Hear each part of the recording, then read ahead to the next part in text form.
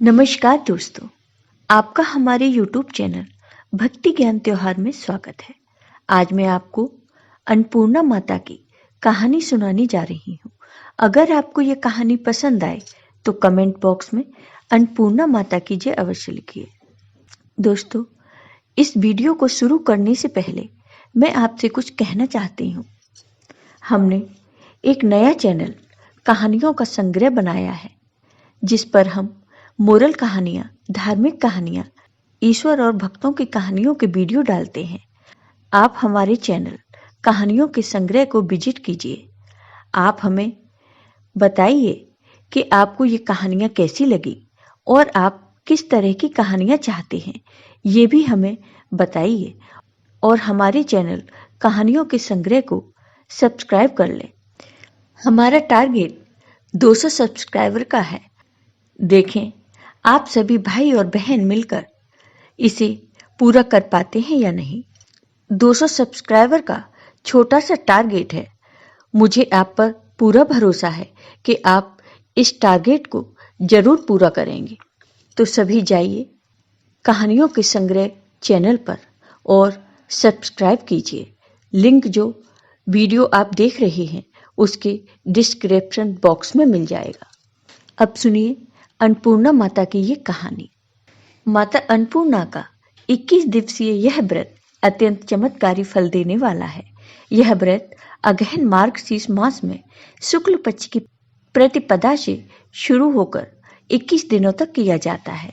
इस व्रत में अगर व्रत न कर सकें तो एक समय भोजन करके भी व्रत का पालन किया जा सकता है।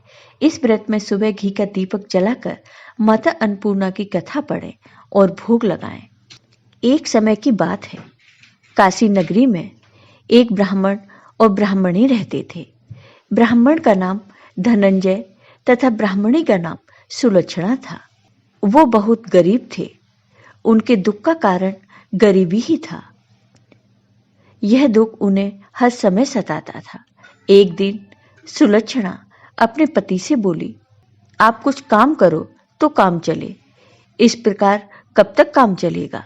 सुलक्षणा की बात धनंजय के मन में बैठ गई और वह उसी दिन विश्वनाथ शंकर जी को प्रसन्न करने के लिए बैठ गए और कहने लगे, हे भगवान, मुझे पूजा पाठ कुछ करना नहीं आता, केवल मैं तुम्हारे भरोसे बैठा हूँ।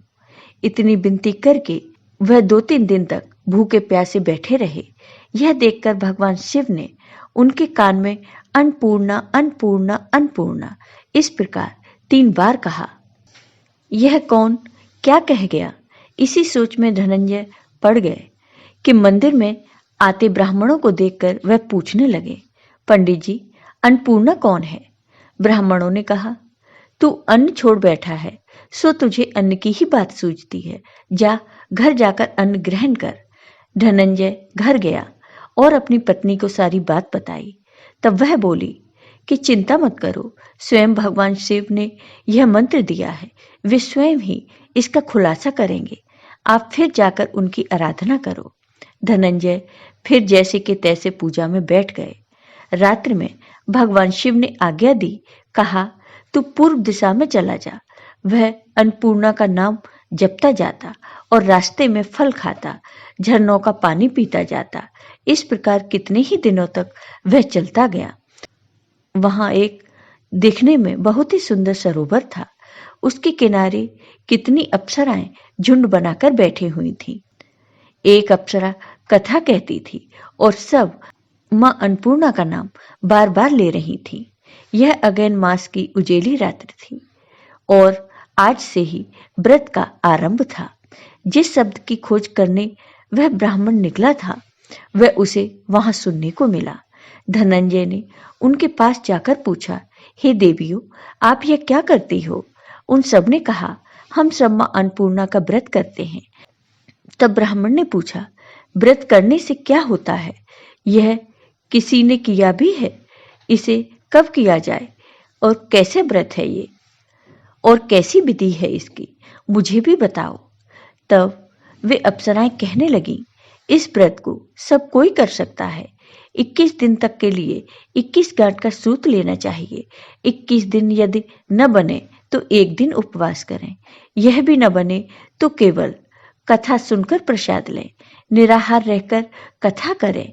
कथा सुनने वाला कोई न मिले तो पीपल के पत्तों को रख सुपारी व धृत कुमारी वृक्ष को सामने कर दीपक को साक्षी कर सूर्य, गाय, तुलसी या भगवान शिव को बिना कथा सुनाए मुख में दाना न डालें।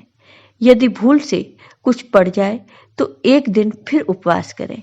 व्रत के दिन क्रोध न करें और झूठ न बोलें। तब धनंजय बोला, इस व्रत को करने से क्या होगा? वे कहने लगी, इसके करने से अंधों को नेत्र मिले, लूलों को हाथ मिले, निर्धन के घर धन आए, बांझ को संतान मिले, मूर्ख को विद्या आए। जो जिस कामना से इस व्रत को करता है, मां अन्नपूर्णा उसकी इच्छा पूरी करती हैं। तब वह ब्राह्मण ने कहा, बहनों, मेरे भी धन नहीं है, विद्या नहीं है, कुछ भी तो नहीं है। मैं तो दुखिया ब्राह्मण हूं। मुझे इस व्रत का सूत दोगी? तब वो अप्सराएं बोली, हाँ भाई, तुम्हारा कल्याण हो, तुम्हें हम सूत जरूर देंगे। लो, इस व्रत का ये सूत लो। धनंजय ने व्रत किया। व्रत पूरा हुआ। तभी सरोवर में से 21 खंड की सुवर्ण सीढ़ी हीरा मोती जड़ी हुई प्रकट हुई। धनंजय जय अन्नपूर्णा अन्नपूर्णा कहते हुए उस सीढ़ी पर चले गए। इस प्रकार कितनी ही सीढ़ियां उतर गए तो क्या देखते हैं कि करोड़ों सूर्य से प्रकाशमान अन्नपूर्णा का मंदिर है।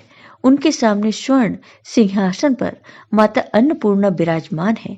सामने भिक्षा हेतु भगवान शंकर खड़े हैं। धनंजय दौड़कर मां अन्नपूर्णा के चरणों में गिर गए। देवी उसके मन का क्लेश जान गई। धनंजय कहने लगे, माता, आप तो अंतर्यामी हो, आपको अपनी दशा मैं क्या बताऊं? तब माता बोली कि तुमने मेरा व्रत किया है, जा, संसार तेरा सत्कार करेगा। माता ने धनंजय की जिह्वा पर बीज मंत्र लिख दिया। अब तो उसके रोम रोम में विद्या प्रकट हो गई। इतने में वह क्या देखते हैं कि वह काशी विश्वनाथ के मंदिर में खड़ा है। माँ का वरदान ले धनंजय घर गया। सुलक्षणा से सब बात कही। माताजी की कृपा से उसके घर में संपत्ति उमड़ने लगी। छोटा सा घर बहुत बड़ा गिना जाने लगा।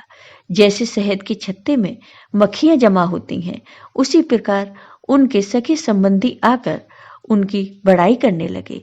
कहने लगे, इतना धन और इतना बड़ा घर, सुंदर संतान नहीं तो इस कमाई को कौन भोगेगा? तब सुलक्षणा ने अपने पति से कहा कि हमारे संतान नहीं है, इसलिए तुम दूसरा विवाह कर लो। अनिच्छा होते हुए भी धनंजय को दूसरा विवाह करना पड़ा और सती सुलक्षणा को सौत का दुख उठाना पड़ा। इस प्रकार दिन बीतने लगे। फिर अगहन मास आया। सुलक्षणा ने अपने पति से कहलवाया कि हम व्रत के प्रभाव से सुखी हुए हैं, इस कारण यह व्रत छोड़ना नहीं चाहिए। यह माता जी का प्रताप है जो हम इतने संपन्न और सुखी हैं। सुलक्षणा की बात सुन धनंजय उसके यहाँ आए और व्रत में बैठ गए। नई बहू को इस व्रत की खबर नहीं थी। वह धनंजय के आने की राह देख रही थी। दिन बीतते गए और व्रत पूर्ण होने में 3 दिन बाकी थे कि नई बहू को खबर पड़ी। उसके मन में ईश्वर की ज्वाला दहक रही थी। सुलक्षणा के घर वह जा पहुंची और उसने वहां भगदड़ मचा दी। वह धनंजय को अपने साथ ले गई। नए घर में धनंजय को थोड़ी देर बाद नींद आ गई। इसी समय नई बहू ने उसका व्रत का सूत तोड़कर आग में फेंक दिया। अब तो मां अन्नपूर्णा का कोप जाग गया। घर में अकस्मात आग लग गई। सब कुछ जलकर खाक हो गया। सुलक्षणा जान गई कि यह मां अन्नपूर्णा का क्रोध है। वह पति को अपने घर ले आई। नई बहू रूठ कर अपने पिता के घर गई। सुलक्षणा बोली कि आप घबराना नहीं, माता जी की कृपा अलौकिक है। पुत्र को पुत्र हो जाता है पर माता को माता नहीं होती। अब आप श्रद्धा और भक्ति से आराधना शुरू करो, वे जरूर हमारा कल्याण करेंगी। धनंजय फिर माता के पीछे पड़ गया। फिर वही सरोवर सीढ़ी प्रकट हुई। वह उसमें मां अन्नपूर्णा कहकर उतर गया। वहां जाकर माता जी के चरणों में रुदन करने लगा। माँ अन्नपूर्णा प्रसन्न होकर बोली, यह मेरी स्वर्ण की मूर्ति लो, इसकी पूजा करना, तुम फिर सुखी हो जाओगे। जा, तुझे मेरा आशीर्वाद है। तेरी स्त्री सुलक्षणा ने श्रद्धा से मेरा व्रत किया है, उसे मैंने पुत्र दिया है। धनंजय ने आंखें खोली तो खुद को काशी विश्वनाथ के मंदिर में खड़ा पाया। वहां से फिर उसी प्रकार वो घर आ गया। इधर सुलक्षणा के दिन चढ़े और महीने पूरे होते ही सुलक्षणा ने एक पुत्र को जन्म दिया। गांव में आश्चर्य की लहर दौड़ गई, मानता आने लगी। इस प्रकार उसी गांव के निसंतान सेठ के पुत्र होने पर उसने माता अन्नपूर्णा का मंदिर बनवा दिया। उसमें माता जी धूमधाम से पधारी, यज्ञ किया और धनंजय को मंदिर के आचार्य का पद दे दिया। जीविका के लिए मंदिर की दक्षिणा और रहने के लिए बड़ा सुंदर सा भवन दिया। धनंजय स्त्री और पुत्र सहित वहां रहने लगा। माता जी की चढ़ावे से भरपूर आमदनी होने लगी। उधर नई बहू के पिता के घर में डाका पड़ गया, सब लुट गया। वो भीख मांगकर पेट भरने लगे। सुलक्षणा ने यह सुना तो उन्हें बुला भेजा, अलग घर में रख लिया और उनके अन्न वस्त्र का प्रबंध कर दिया। धनंजय, सुलक्षणा और उसका पुत्र अन्नपूर्णा माता की कृपा से आनंद पूर्वक रहने लगे। जय हो अन्नपूर्णा माता की।